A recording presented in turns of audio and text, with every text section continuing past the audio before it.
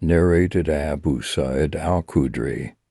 Allah's Messenger sent for Ansari, man who came with water dropping from his head.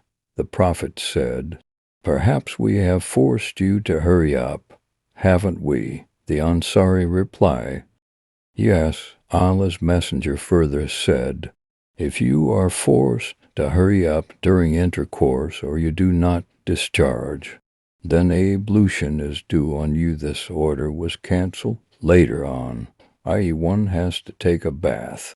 Narrated Usama bin Zayd, when Allah's Messenger departed from Arafat, he turned towards a mountain pass where he answered the call of nature.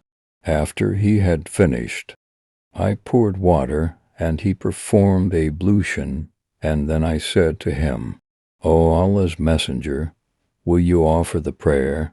He replied, "The Misala place of the prayer is ahead of you in Al-Muzdalifah."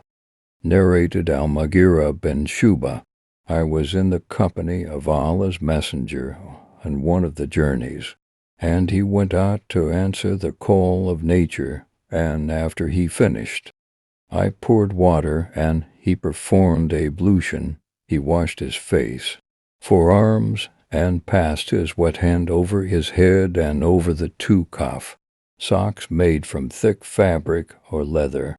Narrated Abdullah bin Abbas, that he stayed overnight in the house of Maymuna, the wife of the Prophet, his aunt. He added, I lay on the bed cushioned transversely while Allah's Messenger and his wife lay in the lengthwise direction of the cushion. Allah's Messenger slept till the middle of the night, either a bit before or a bit after it, and then woke up, rubbing the traces of sleep off his face with his hands. He then recited the last 10 verses of Surah Al-Imran, got up and went to a hanging water skin. He then performed the ablution from it, and it was a perfect ablution, and then stood up to offer the prayer. I, too, got up and did as the Prophet had done. Then I went and stood by his side. He placed his right hand on my head and caught my right ear and twisted it.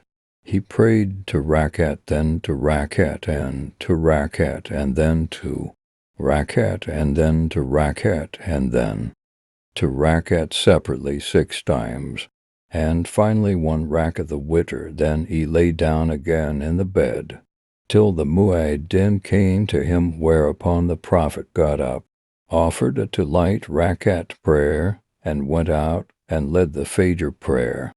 Narrated Asma bint Abu Bakr, I came to Aisha, the wife of the Prophet, during the solar eclipse. The people were standing and offering the prayer, and she was also praying. I asked her, what is wrong with the people?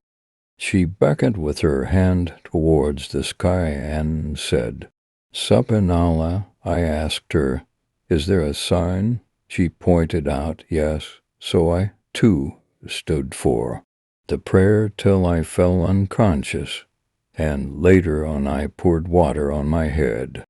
After the prayer, Allah's Messenger praised and glorified Allah and said, yes, now I have seen something which I never saw before at this place of mine, including paradise and hell.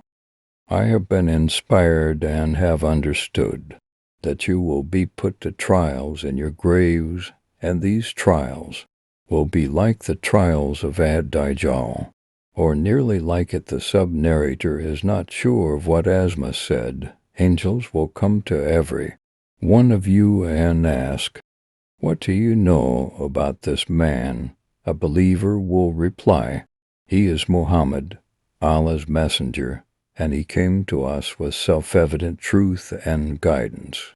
So we accepted his teaching, believed, and followed him. Then the angels will say to him too, sleep in peace, as they have come to know that he was a believer.